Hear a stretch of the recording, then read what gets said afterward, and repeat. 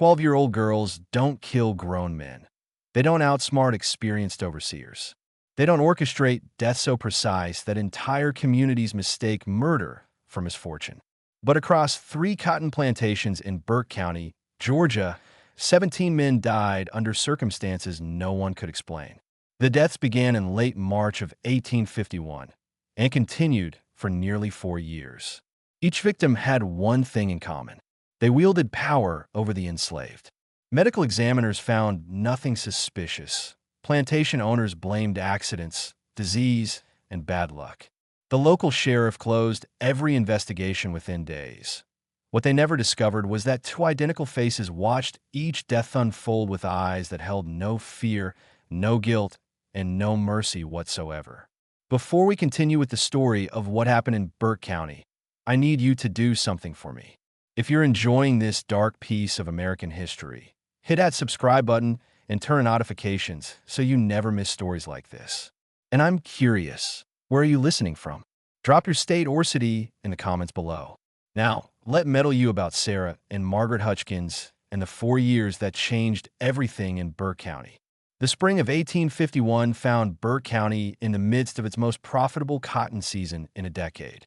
The Hutchins Plantation, locally known as Hutchins Fields, sprawled across 800 acres off prime Georgia soil, approximately 12 miles south of Wesboro. 347 souls lived and worked that land, their lives governed by rhythms older than memory. Dawn bells, cotton rows stretching to horizons, the crack off leather on human skin. William Hutchinshad inherited the property from his father in 1843, and under his management, production had doubled. He was known throughout the county as a shrewd businessman, a church deacon, and a man who kept meticulous records. Every bale of cotton, every birth, every death, every dollar spent, all documented in leather-bound ledgers that filled an entire wall of his study. His wife, Ella, managed the household with similar precision, overseeing the domestic workforce with a coldness that required no raised voice. The Hutchins had purchased Sarah and Margaret in January of 1851 from a trader passing through Augusta. The girls were listed in the bill of sale as twin females, approximately 12 years of age, both in good health, trained for domestic service. No surname was recorded. No parents were mentioned.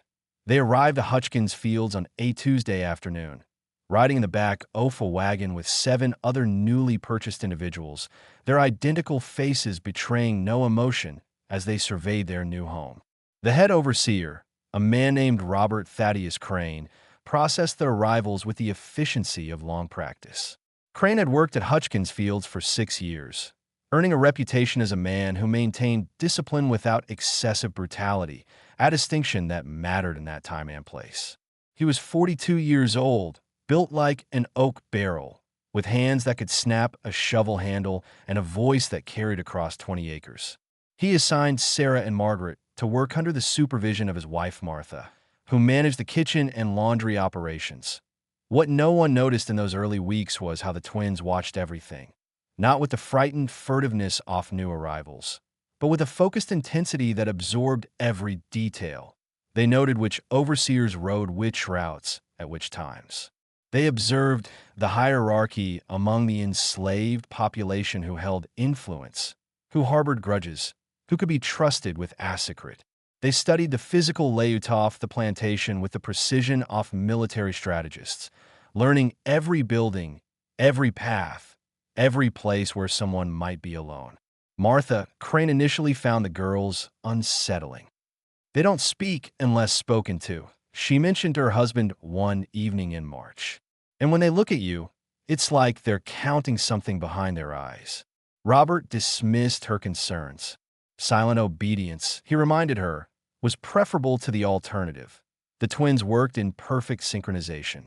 When one carried water, the other anticipated exactly when she would need assistance. They seemed to communicate without words, a glance sufficient to coordinate complex tasks. The other women in the kitchen began to notice that Sarah and Margaret never made mistakes, not small ones, not large ones.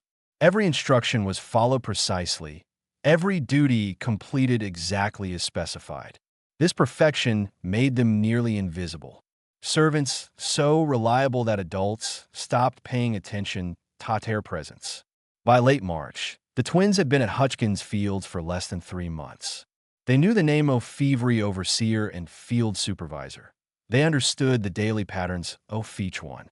They had identified the storage locations of tools, the maintenance schedules for equipment, the routes traveled by men who worked alone, and they had begun to watch one particular individual with special attention, a man named Vernon Cushing, who served as overseer for the East Cotton Fields. Vernon Cushing was 28 years old, unmarried, and known throughout Burke County for his cruelty. Where other overseers maintained discipline through intimidation and occasional punishment, Cushing seemed to derive pleasure from causing pain. He was particularly brutal toward women and children, a fact that Robert Crane had cautioned him about more than once. But Cushing was effective at maintaining production quotas, and William Hutchins valued results above methods. The twins had watched Cushing for 3 weeks before they made their decision. They observed his habits with scientific precision. Every morning, he rode his horse along a narrow path through a stand of pine trees that bordered the eastern fields. The path connected the slave quarters to the work areas, cutting through terrain that grew muddy after rain. Cushing always rode this path alone, always at the same time, approximately 15 minutes after the dawn bell, when most of the enslaved population had already moved to their workstations. On the morning of March 28, 1851, conditions were perfect. Heavy rain had fallen throughout the previous night, turning the pine path into a treacherous mixture of red clay and standing water. The twins rose before dawn, slipping from the kitchen quarters while darkness still covered the plantation. They carried nothing but a short piece of rope they had taken from the stable 3 days earlier. What happened next took less than 5 minutes. The twins had selected a spot where the path narrowed between 2 large pines where recent rains had created a depression that collected several inches of water. They strung the rope across the path at precisely the right height, low enough to catch a horse's front legs, high enough to be invisible in dawn darkness and muddy water. Then they retreated to a position 20 yards distant and waited. Vernon Cushing rode through at his usual time. His horse hit a rope at full trot. The animal's front legs tangled and physics took over. The horse went down hard, throwing Cushing forward. He landed face first in the muddy depression, the impact driving the air from his lungs. The horse, panicking, rolled partially over its rider in the struggle to regain footing. By the time other workers found Cushing, he had drowned in 8 in of muddy water, his nose and mouth clogged with Georgia clay. The twins had already retrieved their rope and returned to the kitchen before anyone noticed Cushing's absence. They were preparing breakfast when the shouting began, when men ran toward the pine path, when Robert Crane himself galloped past the kitchen house. Sarah and Margaret continued their work without pause, their identical faces showing nothing but mild curiosity when Martha rushed in with the news. "Vernon Cushing is dead," Martha announced, her voice shaking. His horse threw him in the mud down by the east path. "Drowned in a puddle," they're saying. Can you imagine a grown man drowned in a puddle? The twins nodded sympathetically and returned to kneading dough for the morning bread. The investigation, such as it was, concluded within hours. The sheriff rode out from Westboro, examined the scene, and determined that tragic accidents happened on muddy paths. The horse had clearly lost footing in the treacherous conditions that Cushing's death was ruled misadventure. He was buried 2 days later in the small cemetery behind the Baptist church in Westboro, and life at Hutchins Field continued without interruption. But something had changed, though only 2 people recognized it. Sarah and Margaret had discovered that careful planning could produce results that appeared completely natural. They had learned that adults, when presented with a plausible accident, would accept it without question, and they had identified 16 more names on their list. The death of Vernon Cushing created a temporary void in the overseer hierarchy at Hutchins Fields. William Hutchins promoted one of the field supervisors, a man named Douglas Pritchard, to fill the position. Pritchard was 40 years old, a Georgia native who had worked in plantation management since his 20s.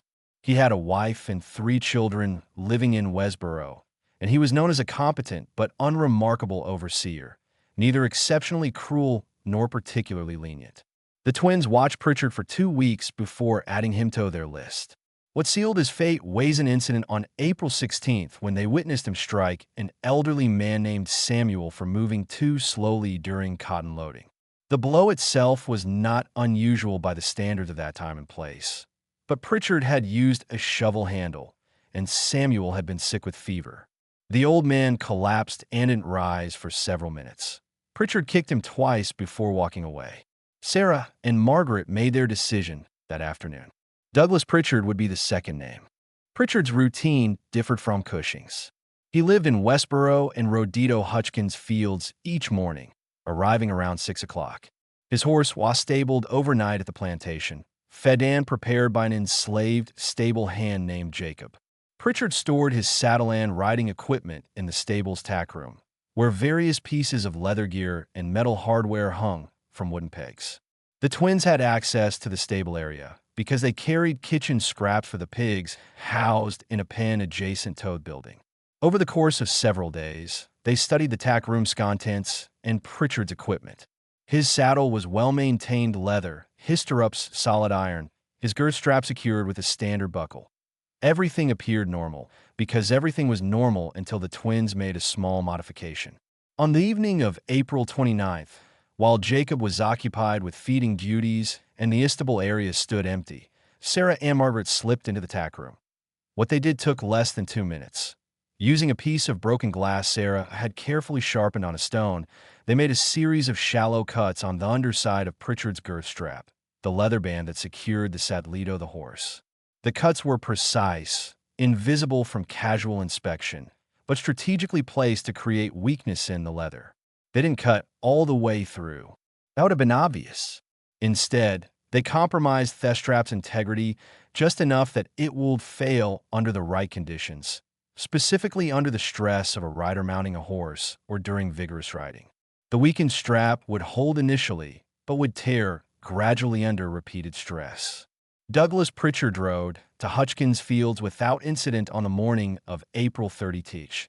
His saddle felt secure, his girth strap held firm. He conducted his morning inspection of the east fields, riding at a steady pace across relatively level ground.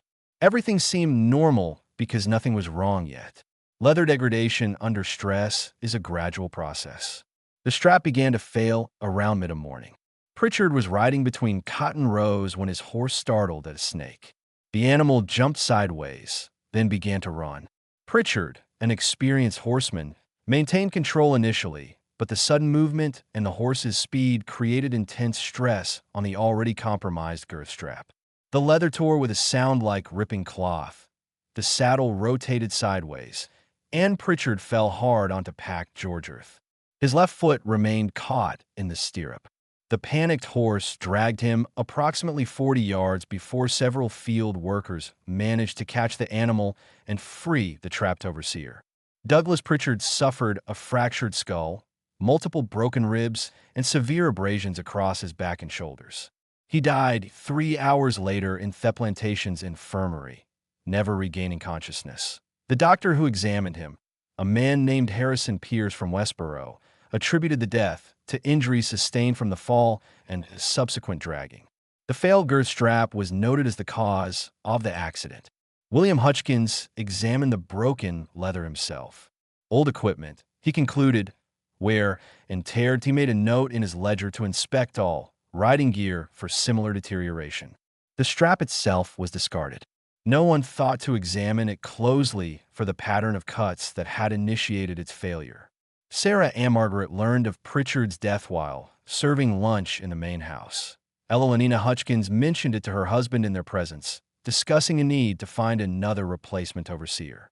The twins maintained appropriate expressions of surprise and continued serving food without interruption. That night, lying in their shared sleeping space in the kitchen quarters, Sarah whispered a single word to her sister. Point 3. Margaret understood. They had eliminated 2 men who held power over others through violence, but their list contained 15 more names, and they had just refined their methodology. The pattern had been established. Make deaths appear accidental. Use methods that required minimal intervention. Strike when opportunities presented themselves. Leave no evidence that can be explained by natural causes or simple misfortune. Most importantly, remain invisible. The perfect servants, the silent twins, the girls no one really noticed. What made their campaign particularly effective was the context of plantation life. In 1851 Georgia, death was common. Accidents happened with regularity.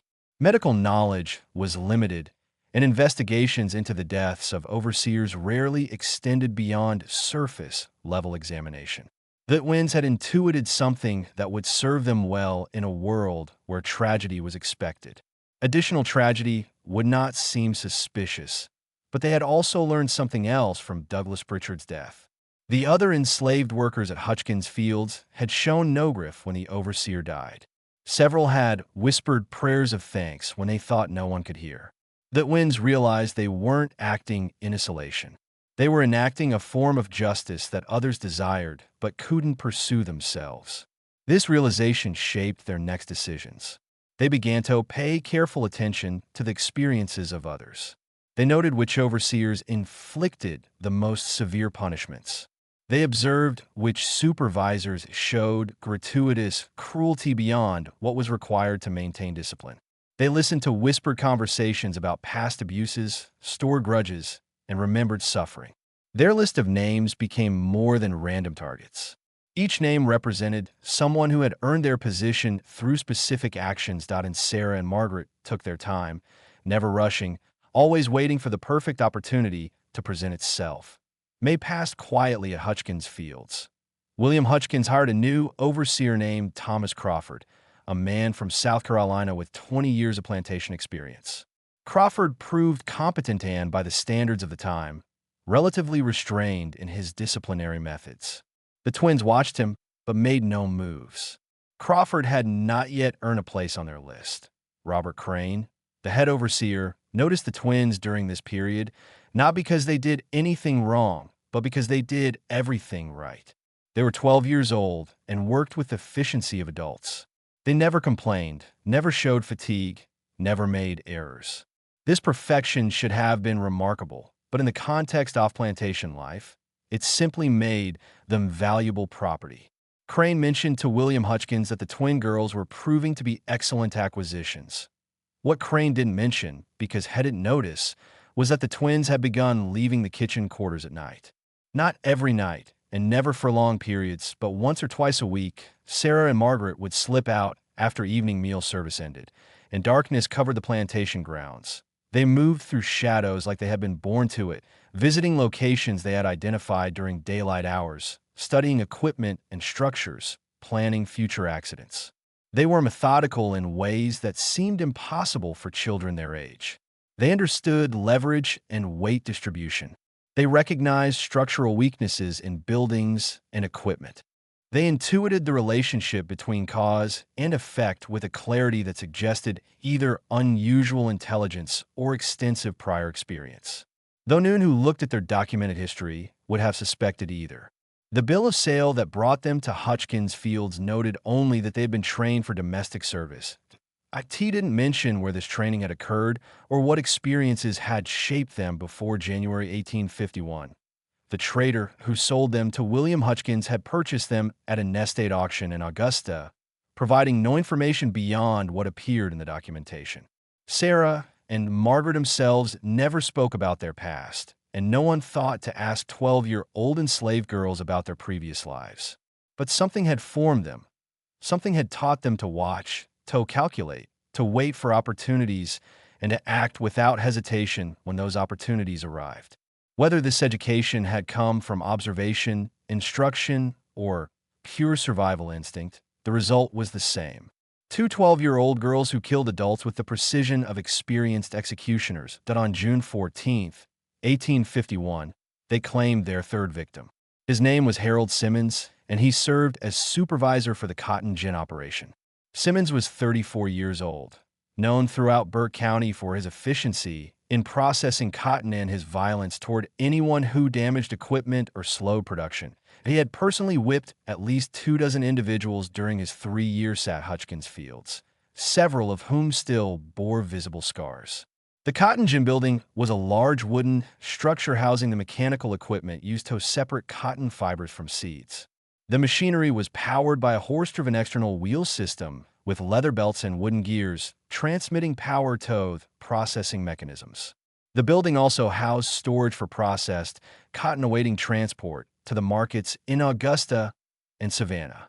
Harold Simmons spent most of his working hours inside this building, supervising the feeding of raw cotton into the machinery and the collection of processed fibers. He was a hands-on supervisor, frequently adjusting equipment and demonstrating proper techniques. This meant he worked in close proximity to moving machinery throughout the day, machinery that required constant vigilance to operate safely. The twins had delivered water to the cotton gin building numerous times over the previous 2 months.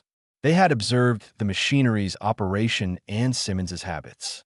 They noticed that Hugh was particularly careless around the main drive belt, a wide leather strap that transferred power from the external wheel system to the interior processing mechanisms. This belt ran through an opening in the wall approximately 6 feet above the floor, moving at considerable speed when the system was operational. On June 14th, the twins made their move during the afternoon shift change. The machinery had been shut down for 15 minutes to allow workers to rotate. Simmons was alone in the building, conducting his routine inspection of the equipment before operations resumed. Sarah and Margaret entered carrying water buckets as expected and therefore invisible. What happened next took seconds. Sarah had concealed a length of thin but strong rope in the bottom of her water bucket covered by the water itself. As Margaret engaged Simmons in conversation, a rare event that captured his full attention because the silent twins never spoke without direct prompting. Sarah moved to the area near the main drive belt. She secured one end off the rope to a support beam near the belt opening, allowing the other end to dangle loosely near where Simmons stood. The rope itself was unremarkable, standard plantation rope used for hundreds of purposes, but its placement was deliberate. When the machinery resumed operation and the drive belt began moving, the loose end of the rope would be caught by the belt's motion and rapidly wound up. Anything connected to that rope would be pulled violently toward the moving machinery. Margaret asked Simmons about proper cotton feeding techniques, keeping his attention focused away from where Sarah worked. Her question was intelligent enough to require a detailed answer, which Simmons provided while demonstrating with hand gestures. As Hess spoke, Sarah completed her preparation and rejoined her sister. The twins departed the building with their water buckets, leaving Simmons alone with the rope system they had created. The afternoon shift began 17 minutes later. Workers resumed their positions and the external wheel system was engaged. The machinery came to life with its characteristic creaking and grinding sounds. The main drive belt began to move, its leather surface traveling at approximately 8 feet per second. Harold Simmons was standing near the belt opening, examining cotton samples when the loose rope was caught by the belt's motion. The rope snapped tight, and the wooden beam to which it was secured cracked under the sudden tension. Part of the beam broke free and was pulled by the rope toward the belt opening, and Simmons was standing directly in its path. The beam section struck Simmons in the side of the head with tremendous force. The impact driven by the machinery's mechanical advantage. He fell into the operating equipment. Workers shut down the machinery immediately, but Harold Simmons was already dead, his neck broken by the initial impact with the beam. The investigation concluded that a rope had somehow become entangled in the machinery, causing a structural failure that resulted in Simmons's accidental death. Such accidents, while uncommon, were not unprecedented in cotton processing facilities. The equipment was examined and deemed to have no inherent defects. The incident was recorded as an industrial accident, and Harold Simmons was buried 3 days later. Sarah and Margaret learned of the death while serving dinner in the main house that evening. William Hutchins was discussing the incident with his wife, expressing frustration about losing another experienced supervisor within such a short period. 3 men in less than 3 months, he said, shaking his head. Bad luck seems to follow this place lately. The twins cleared plates and poured water, their identical faces showing appropriate concern. That night, in the darkness of their sleeping quarters, Margaret whispered to her sister, 14 more. Sarah said nothing, but her expression in the dim moonlight suggested agreement.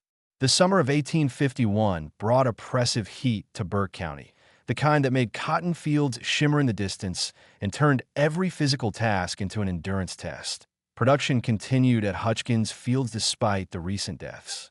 Though William Hutchins noticed that finding qualified overseers had become more difficult, word had spread through the county about the unusual string of accidents at his plantation, and experienced men were increasingly reluctant to accept positions there.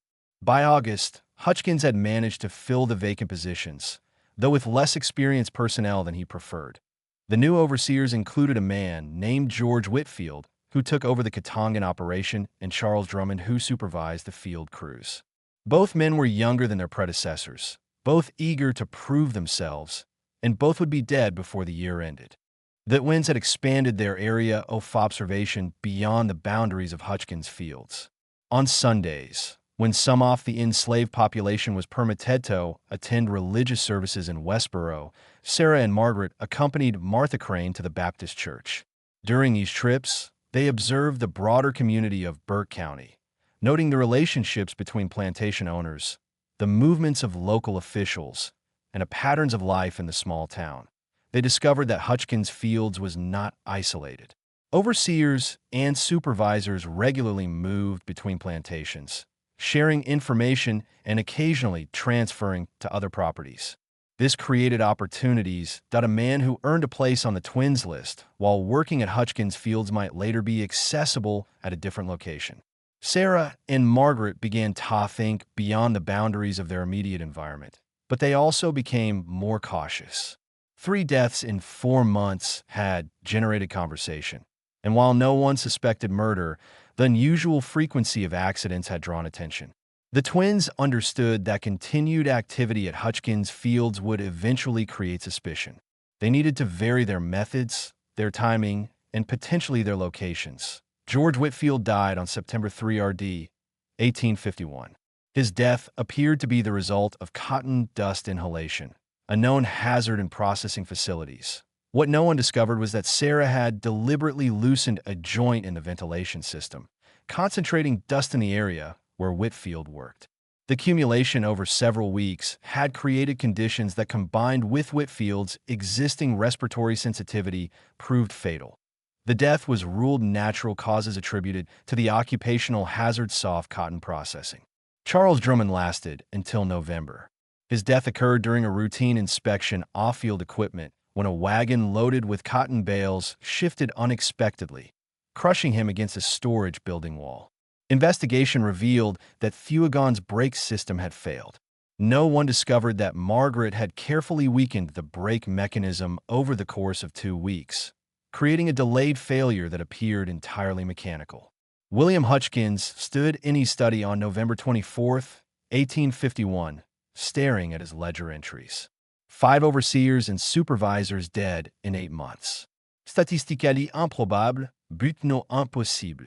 Each death had a reasonable explanation. Each investigation had concluded accidental death, and yet something troubled him about the pattern. He mentioned his concerns to Robert Crane during their weekly planning meeting. 5 men, Robert, in 8 months. Have you ever seen anything like it? Crane admitted he had not. But he also pointed out that each incident had been thoroughly investigated by Sheriff Morgan from Westboro, and each time the conclusion had been the same tragic accident. Sometimes bad luck concentrates in one place for a while, Crane suggested. The nit passes. What neither man considered was that the bad luck was being meticulously planned by 2 12-year-old girls who moved through their daily routines with perfect obedience while studying their next targets with predatory focus. The twins had learned valuable lessons from their first 5 eliminations. They understood the importance of patience, of allowing tomato pass between incidents. They recognized the need for variety in methods. Too many similar accidents would eventually raise questions. They had discovered that complex plans requiring multiple steps were more difficult to trace than simple direct actions. And they had realized that appearing helpful and concerned after each death made them even more invisibilito investigation. By December 1851, Sarah and Margaret had been at Hutchins Fields for 11 months. They had killed 5 men. They had 14 names remaining on their original list, and they had added 3 more names based on observations during the summer and fall. They worked with the same efficiency and obedience that had characterized their first months at the plantation. They spoke only when necessary. They made no mistakes. They remained perfectly invisible, but they were also watching developments beyond Hutchins Fields. During Sunday trips to Westboro, they had observed that other plantations in Burke County employed overseers and supervisors who used similar methods of control and discipline. The system that created men like Vernon Cushing and Harold Simmons existed throughout the county, throughout Georgia, throughout the entire South. Their list could belong much longer. In January of 1852, the twins turned 13 years old. Though noon at Hutchins Fields knew their exact birth date or thought to celebrate it, they marked the occasion privately in the darkness of their quarters by reviewing their progress and planning their next moves. 17 names remained on their list. They estimated they could eliminate 3 more at Hutchins Fields before suspicion became unavoidable. After that, they would need to adapt their approach. The death toll at Hutchins Fields had created an unexpected effect among the enslaved population. While no one openly celebrated the deaths of overseers, there was a noticeable decrease in the most brutal forms of punishment. The remaining supervisors, aware of their colleagues' fates and unnerved by the pattern of accidents, became more cautious in their actions. Some moderated their behavior out of genuine superstition. Perhaps the plantation really was cursed. Others simply recognized that harsh discipline wasn't worth risking the bad luck that seemed to follow those who wielded it most enthusiastically. Sarah and Margaret observed these changes with satisfaction. Their campaign was having effects beyond the immediate elimination of specific individuals. They were creating an environment where fear ran in multiple directions. The 6th death occurred on February 18th, 1852. The victim was a field supervisor named Arnold Fletcher, 39 years old, known for his use of a leather strap to maintain work pace in the cotton fields. Fletcher's death appeared to be a simple drowning. He had been crossing a swollen creek on horseback during a winter rainstorm when his horse lost footing, and both rider and animal were swept downstream. Fletcher's body was recovered 2 miles from the crossing point. The horse survived. What investigators didn't discover was that the twins had observed Fletcher's routine crossings for 3 weeks, noting that he always used the same ford location and always crossed during his afternoon inspection rounds.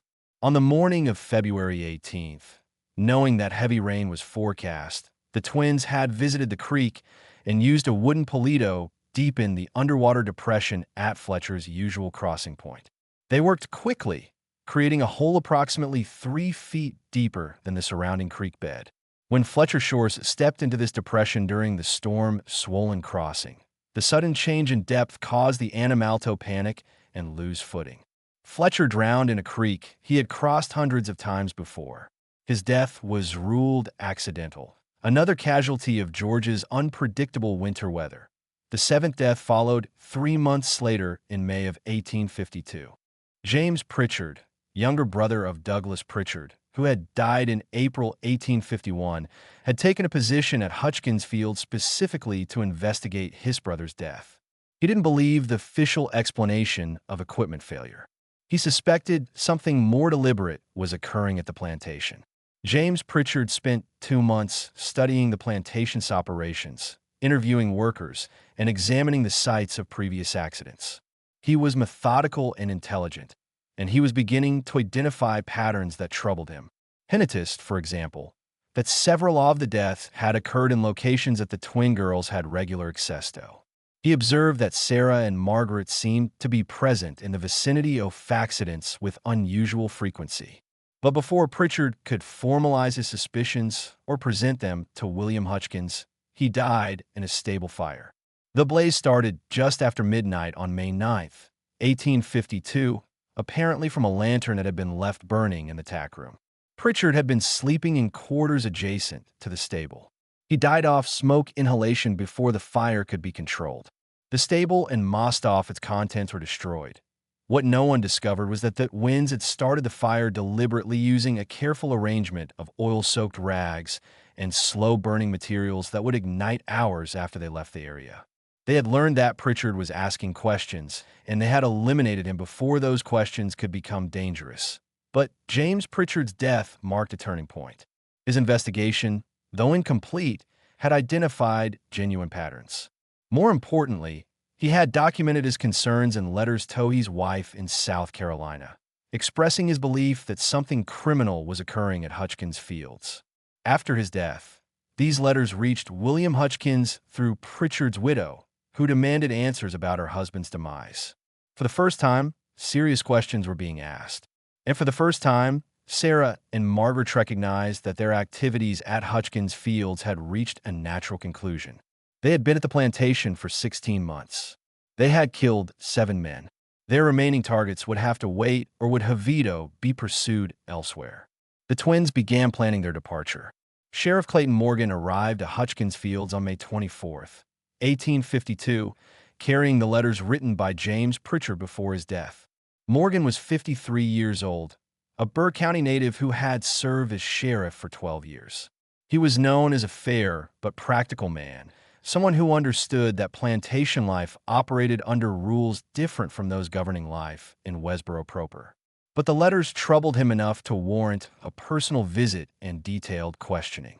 William Hutchins received the sheriff in his study, offering whiskey and cigars while maintaining a composed exterior that masked genuine concern. 7 deaths in 14 months, written accusations from odd deceased overseer.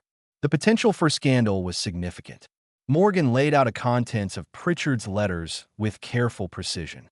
The deceased overseer had documented the dates and circumstances of each death at Hutchins Fields. He had noted patterns in the timing and locations of accidents. He had observed that many of the victims were known for particularly harsh discipline, and he had mentioned in his final letter dated 3 days before his death that he suspected deliberate agency in these misfortunes, though I cannot yet identify the agent.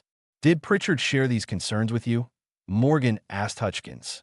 He mentioned Hugh was troubled by the coincidence of so many accidents. Hutchins acknowledged, but he never suggested anything criminal, and certainly never accused any specific individual. His widow believes her husband was murdered, Morgan said bluntly. She's demanding a full investigation. What followed was the most thorough examination ever conducted at Hutchins Fields. Sheriff Morgan spent 3 days at the plantation interviewing overseers, supervisors, and selected members of the enslaved population. He examined the sites of previous accidents. He reviewed equipment and structures. He compiled testimony and documentation. Sarah and Margaret were interviewed along with dozens of others. Morgan spoke to them in the presence of Martha Crane, asking routine questions about their duties and whether they had witnessed anything unusual. The twins responded with appropriate deference, describing their daily routines and admitting they had been present near several of the accident sites. But then they were frequently moving around the plantation in the course of their kitchen duties, so this seemed unremarkable. Morgan noted their presence near multiple incidents, but saw nothing inherently suspicious in it. They were 12-year-old girls, recently turned 13, small for their age, always together, always obedient.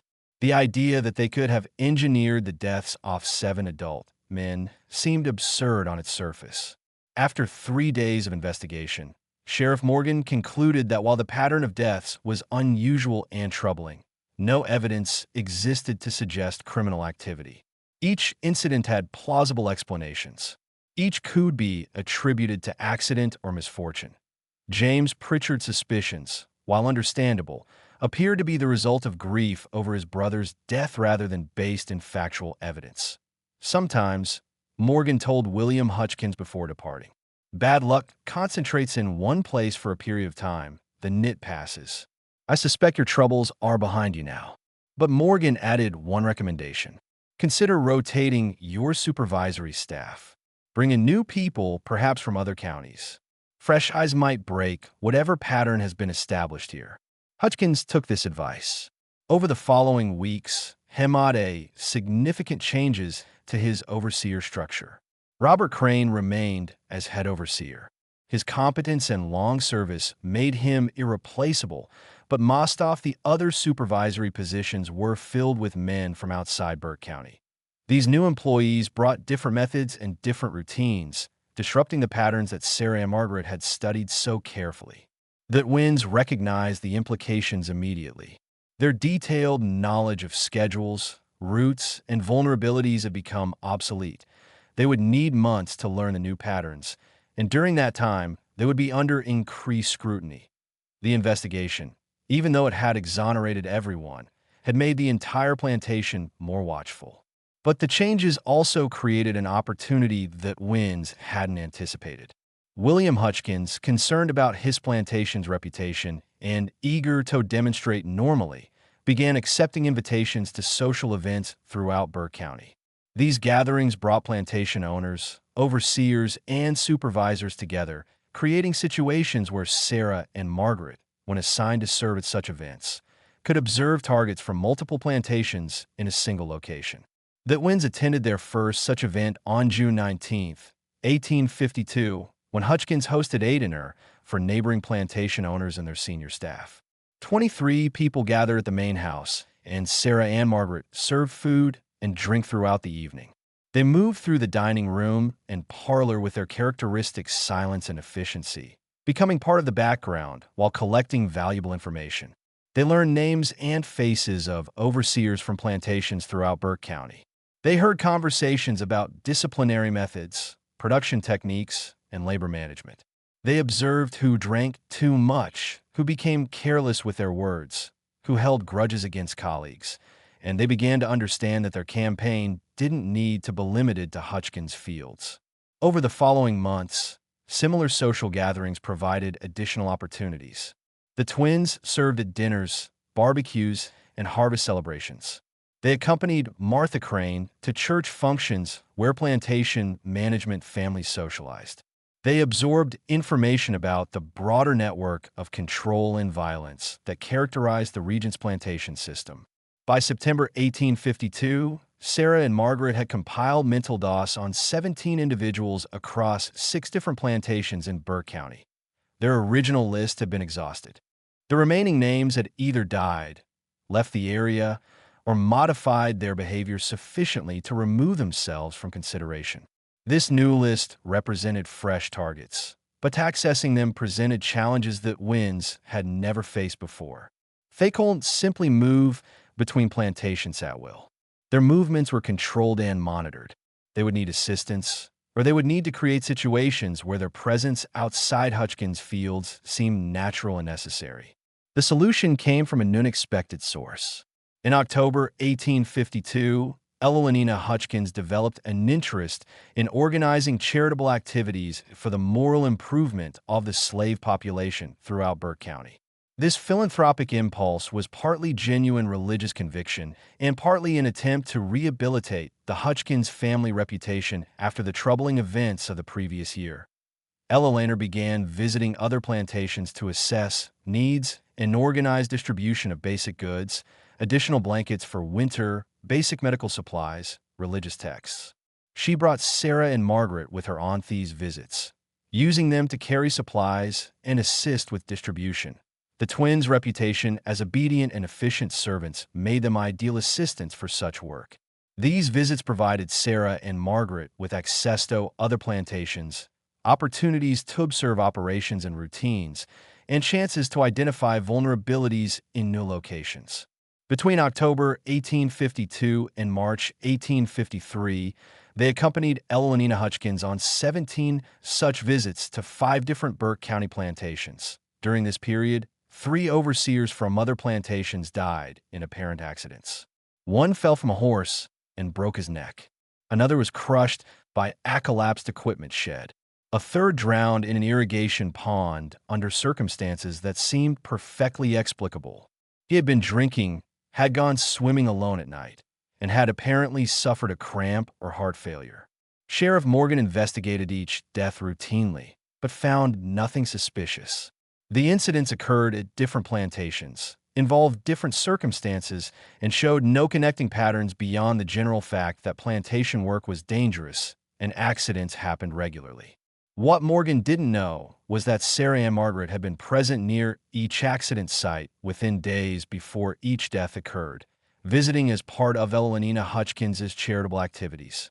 They had studied the victims during these visits, identified vulnerabilities, and acted with the same precise planning that had characterized their earlier work. But the expanded geography of their campaign created new risks. The twins were no longer operating in a familiar environment where they knew every building and path. They were working in locations they could visit only occasionally, relying on quick assessments and rapidly executed plans. This required even more careful planning and left less margin for error. On April 3, 1853, something went wrong for the first time. The twins had targeted an overseer named Richard Blackwell at a plantation called Fairview, approximately 8 miles from Hutchins Fields. Blackwell was known throughout Burke County for extreme cruelty, and multiple witnesses had reported his brutality to plantation owners who either ignored the reports or considered such methods necessary. The twins had visited Fairview twice with Elenina Hutchins. During these visits, they had observed that Blackwell maintained a small office in a building separate from the main house, where he kept records and stored personal items. The building was isolated, surrounded by trees, and Blackwell often worked there alone in the early morning hours. Sarah and Margaret had planned to create a fire similar to the one that killed James Pritchard, a delayed ignition that would appear accidental and give them time to establish alibis. They had prepared materials and hidden them near Blackwell's office building during their second visit to Fairview. But on the night of April 3rd, when they attempted to implement their plan, they discovered that Blackwell had changed his routine. He had begun sleeping in the office building rather than in his usual quarters. When the fire started, he woke immediately and escaped before the flames could trap him. The building burned completely, but Blackwell survived with only minor burns and smoke inhalation. More importantly, Blackwell reported seeing 2 figures running from an area just as he exited the burning building. He couldn't identify them clearly in the darkness and smoke. Booth described them as small and moving together, like they were joined. This description reached Sheriff Morgan within hours. For the first time since his investigation of James Pritchard's letters, Morgan began to seriously consider the possibility that something beyond ordinary accidents might be occurring. 2 figures, small, moving together. The description could fit many people, but it also fit the twin girls from Hutchins Fields, who had visited Fairview with Elenina Hutchins just 3 days before the fire. Morgan didn't immediately share his suspicions with anyone.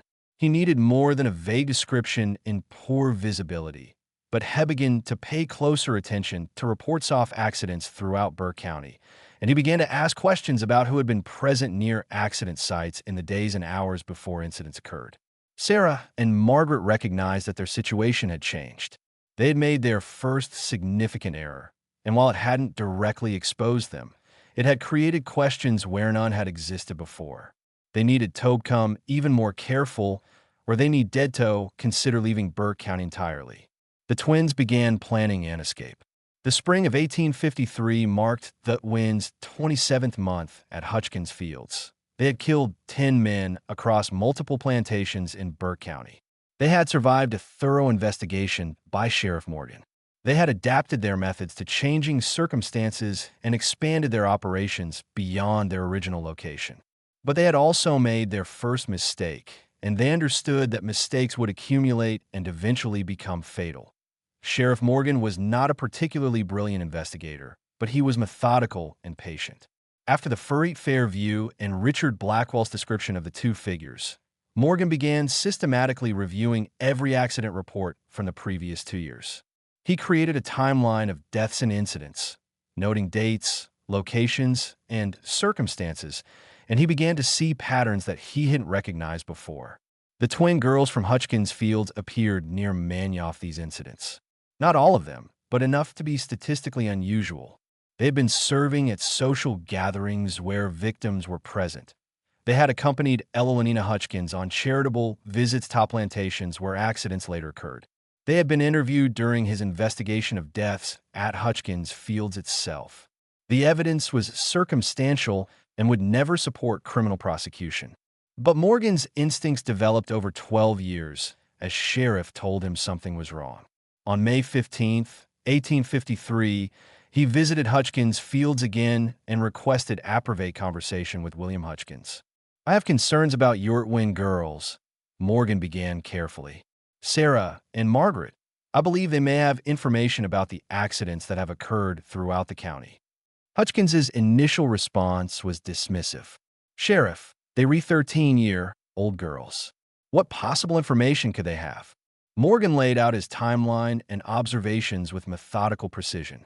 The pattern off the twins' presence near accident sites, the description from Richard Blackwell, the unusual frequency off deaths among overseers known for harsh discipline, the fact that James Pritchard had mentioned suspecting deliberate agency just before his death in a fire.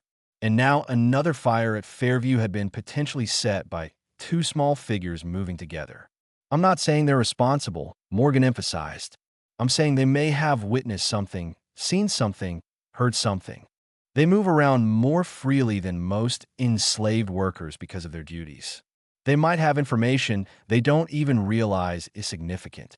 Hutchins agreed to allow Morgan to question the twins more thoroughly, but he insisted on being present during any interrogation. He also contacted his attorney, a man named Samuel Thornton from Augusta, to provide legal counsel. Even discussing the possibility that enslaved individuals might have committed crimes against white overseers required careful legal navigation in 1853 Georgia. The interrogation was scheduled for May 22nd. Sarah and Margaret had a week to prepare, and they used that time to refine their story and evaluate their options. They understood that Sheriff Morgan suspected them, even if it couldn't prove anything. They also understood that sustained scrutiny would eventually reveal inconsistencies, no matter how carefully they maintained their innocent facade. On May 20th, 2 days before the scheduled interrogation, Sarah and Margaret made their decision. They would not wait to be questioned. They would not gamble on Morgan's ability to prove his suspicions. They would leave Hutchins Fields immediately that very night. The twins had been planning escape routes for months, studying the geography of Burke County and the patterns of slave patrols. They knew which roads were monitored most heavily and which paths through the forests offered better concealment. They had hidden supplies, stolen food, basic tools, warm clothing, in locations between Hutchins Fields and the Savannah River, which formed the boundary between Georgia and South Carolina, approximately 40 miles to the east.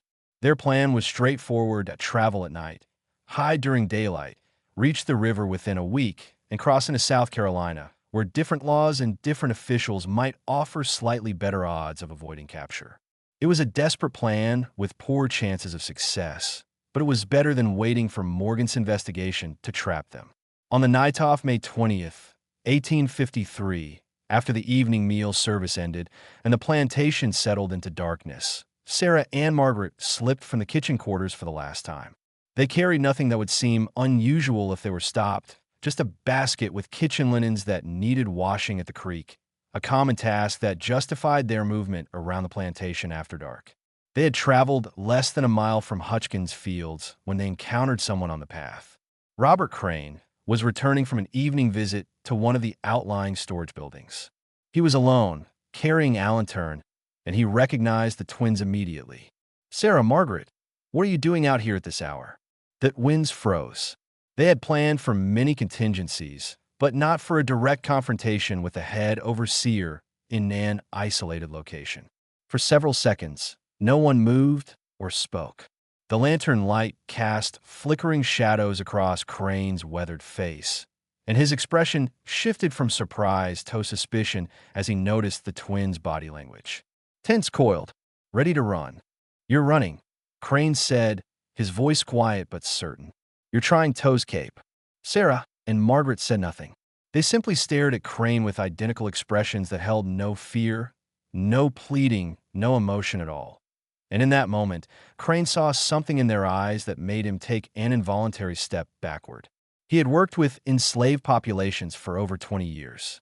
He had seen fear, hatred, desperation, resignation, and every other emotion that bondage produced, but had never seen the cold calculation that looked back at him from the face-off these 13-year-old girls.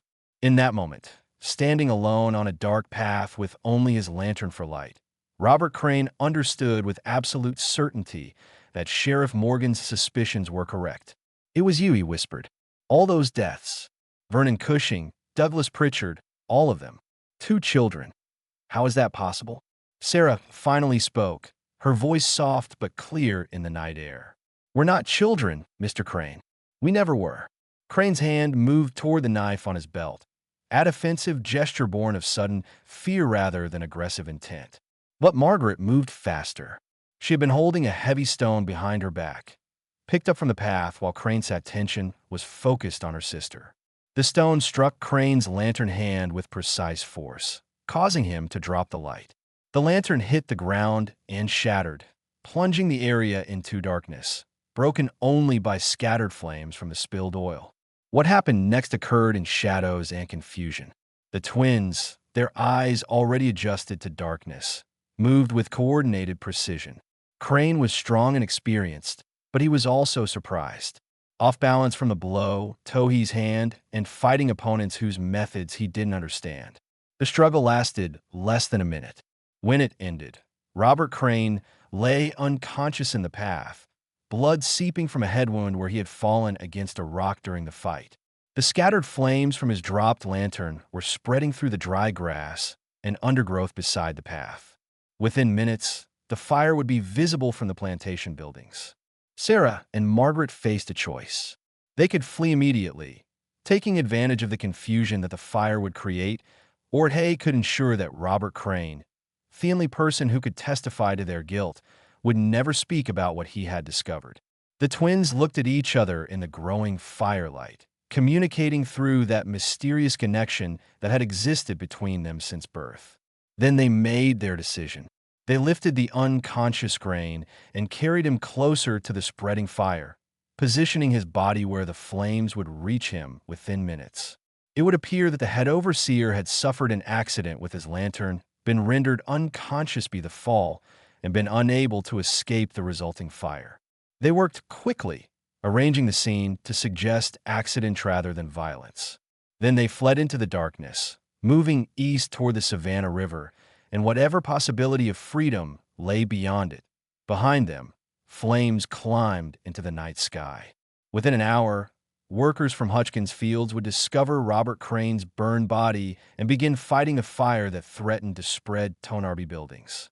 By dawn, William Hutchins would be standing over his head overseer's remains, and Sheriff Morgan would be summoned to investigate the 11th death in 26 months, and Sarah Margaret would be gone, vanished into the forests and swamps of eastern Georgia, leaving behind nothing but questions and a trail of carefully orchestrated deaths that would remain unexplained for decades.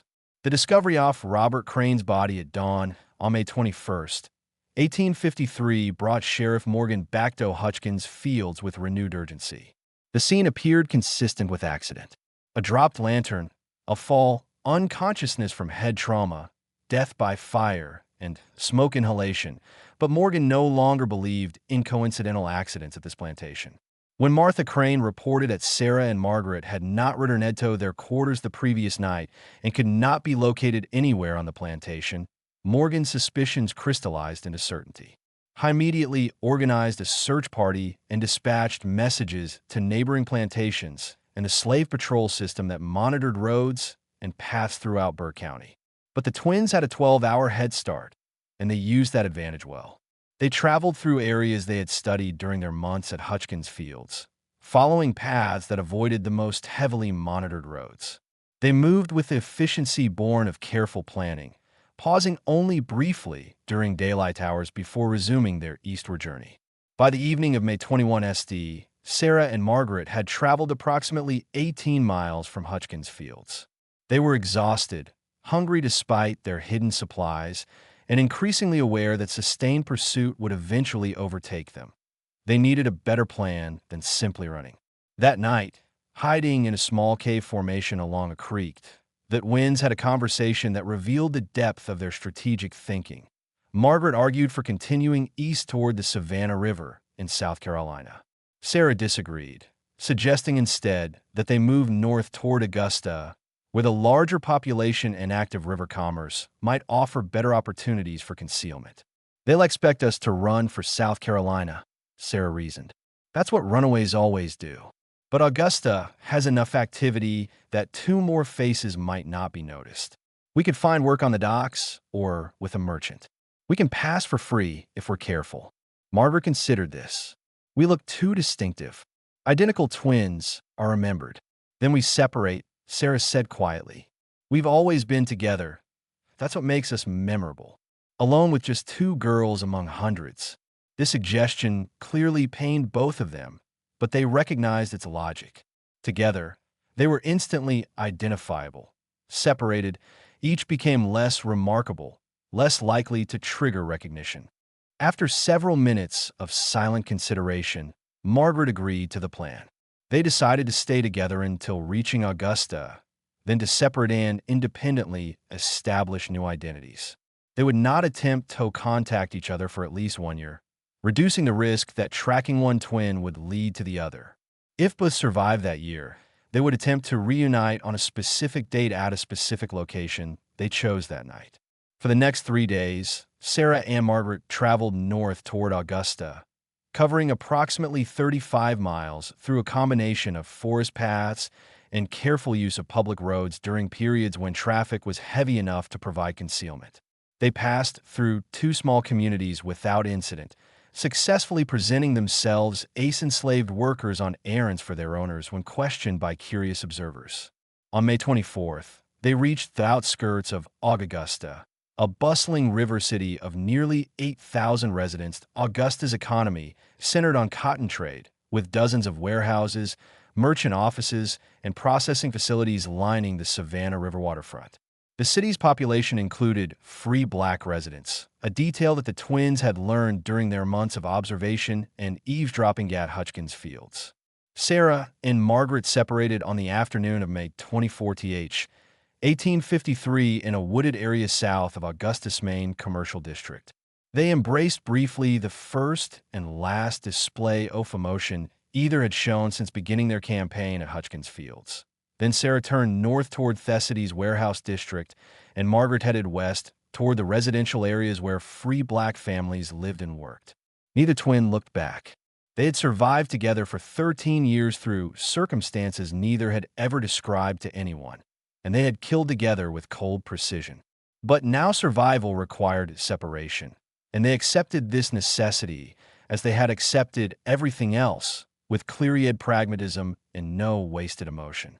What happened to Sarah and Margaret after that separation became a matter of speculation and rumor throughout Burke County. Sheriff Morgan tracked their movements as far as the outskirts of Augusta, but lost the trail in Thessady's complex geography and transient population. He interviewed merchants, dock workers, and free black community leaders, but Noon reported seeing 2 identical 13-year-old girls together. Several reports surfaced of single young girls matching the twins' general description. Point 1, supposedly working at a tobacco warehouse under an assumed name. Another reportedly taken in by a free black family as a servant. But Morgan could never confirm either sighting. The twins had vanished as completely as if they had never existed. Back in Burke County, the investigation into the deaths at Hutchins Fields and surrounding plantations continued for several months. William Hutchins, devastated by the loss of Robert Crane and the revelation that his plantation had harbored murderers, cooperated fully with Sheriff Morgan's inquiries. Elenina Hutchins suffered a nervous collapse and was confined to her bed for 6 weeks. The investigation's findings were summarized in Morgan's official report filed with the county court on August 15, 1853.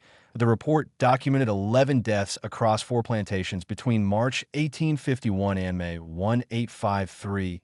IT noted the unusual circumstances of each death and the pattern of the twins' presence near accident sites. It concluded that strong circumstantial evidence exists to suggest that the enslaved females Sarah and Margaret, property of William Hutchins, were responsible for deliberately causing the deaths of multiple overseers and supervisors through methods calculated to appear accidental. The report also noted that the twins had escaped custody before formal charges could be filed, and their current whereabouts were unknown. Rewards were posted for information leading to their capture, but no credible sightings were ever reported. The story of the twin girls who killed 11 men and disappeared became a source of whispered conversation throughout Burke County for years afterward. Some people refused to believe that two 13-year-old girls could have accomplished such things.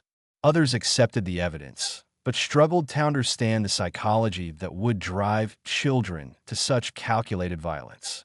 A few observers, including Sheriff Morgan himself, eventually came to a darker conclusion.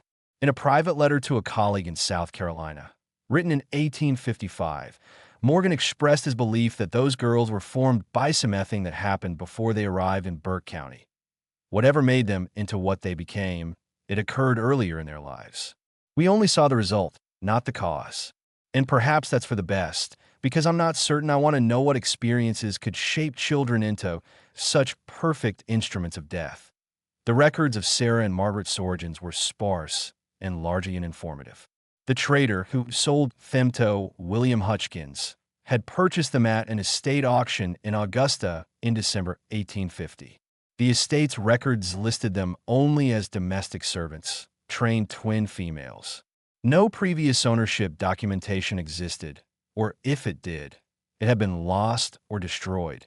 The twins themselves had never spoken about their past, and now they were gone, carrying their secrets with them into whatever future they had managed to create in the anonymous spaces of the American South in 1853 that the death stopped after May 1853. And more suspicious accidents befell overseers in Burke County. No more convenient fires claimed the lives of supervisors known for cruelty. The pattern that had characterized 26 months of careful murder simply ceased, leaving only questions and speculation in its wake. William Hutchins sold his plantation in 1854 and moved to Charleston, South Carolina. He never fully recovered from the revelation that two children he had owned had systematically murdered his employees. Evelina Hutchins died in 1856, her death certificate listing the cause as nervous exhaustion and melancholia. Sheriff Morgan served as Burke County Sheriff until 1862, when the outbreak of the Civil War disrupted all civilian law enforcement. He never stopped looking for information about Sarah and Margaret, maintaining correspondence with law enforcement officials throughout Georgia and South Carolina. No credible reports of the twins ever reached him. In 1867, 4 years after the Emancipation Proclamation, Morgan received an anonymous letter postmarked from Philadelphia. The letter contained only a few lines that we survived. We built new lives. We never killed again after leaving Georgia. What we did, there was necessary. We were not evil. We were justice. The letter was unsigned, but Morgan believed until his death that it came from one of the twins. Whether that belief was accurate remains unknown.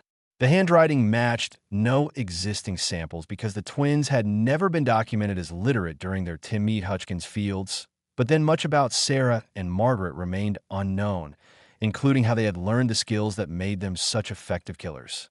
The broader impact of their campaign extended beyond the immediate deaths they caused. Throughout Burke County and in neighboring regions, overseers and supervisors became noticeably more cautious in their disciplinary methods during the mid-1850s, the fear that seemingly helpless individuals might possess hidden power, that violence might be returned by those assumed to be incapable of resistance, created changes in behavior that lasted for years. Some plantation owners installed new oversight structures, implementing systems where overseers were required to work in pairs rather than alone. Others moderated the most extreme forms of punishment, recognizing that excessive cruelty might provoke the kind of calculated revenge that Sarah and Margaret had demonstrated was possible. Historians examining the period have noted that Burke County experienced a measurable decrease in documented instances of severe physical punishment during the 5 years following the twins' escape. Whether this was directly attributable to their actions or to other factors remains debatable, but the correlation exists in the historical record. The ultimate fate of Sarah and Margaret remains one of the many mysteries surrounding their story. Did they survive the chaos of the Civil War years? Did they successfully establish independent lives under assumed identities? Did they ever reunite as they had planned on that night in May 1853? No definitive answer sexist, but occasionally in documents from the post-war period, researchers have identified intriguing possibilities. A woman named Sarah Hutchinson appears in Philadelphia city directories from 1868 onward, listed ACES seamstress. A Margaret Hutchinson is recorded in Boston census record from 1870, described as a domestic worker. Whether these were the twins using slightly modified versions of their former owner's surname or simply coincidental name similarities cannot be determined from available evidence. What can be stated with certainty is that two 13-year-old girls enslaved and powerless be every legal and social standard off here time managed to kill 11 adult men, evade investigation by law enforcement, and escape into freedom. They accomplished this through intelligence, planning, patience, and a complete absence of the mercy that their victims had never shown to others. Their story asks uncomfortable questions about justice, revenge, and the nature of evil. Were Sarah and Margaret murderers who deserved punishment, or were they resistance fighters who struck back against a system built on violence and oppression? The answer depends partly on perspective and partly on how one weighs the value of lives in a society where some humans were legally classified as property. Sheriff Morgan's final written thoughts on the case, recorded in his personal journal in 1869, suggested a nuanced view. Those girls committed murder. That is fact. But they murdered murderers, men who wielded violence as casually as others wield tools. In a more just world, those men would have faced legal consequences for their cruelty. But our world was not just, and so those girls became the consequences. History will judge them, as it judges all of us by standards we may not recognize or accept. I can only say that I chased them for 4 years and never caught them. And some part of me wonders if I truly wanted to. The documentation of this case remains in the Burke County Courthouse archives, available to researchers who know where to look.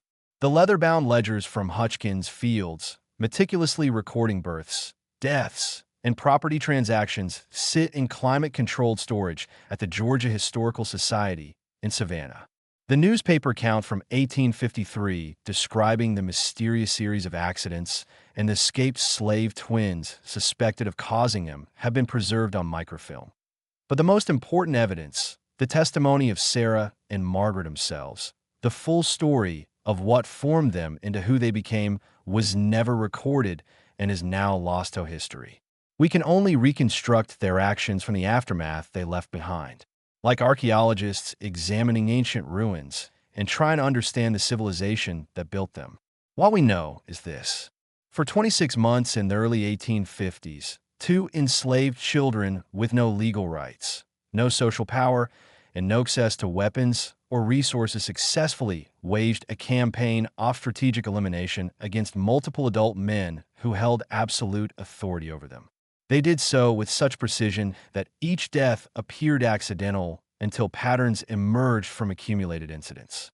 They killed without being caught, escaped without being tracked, and disappeared into the vast anonymity of pre-Civil War America. Their story is part of American history.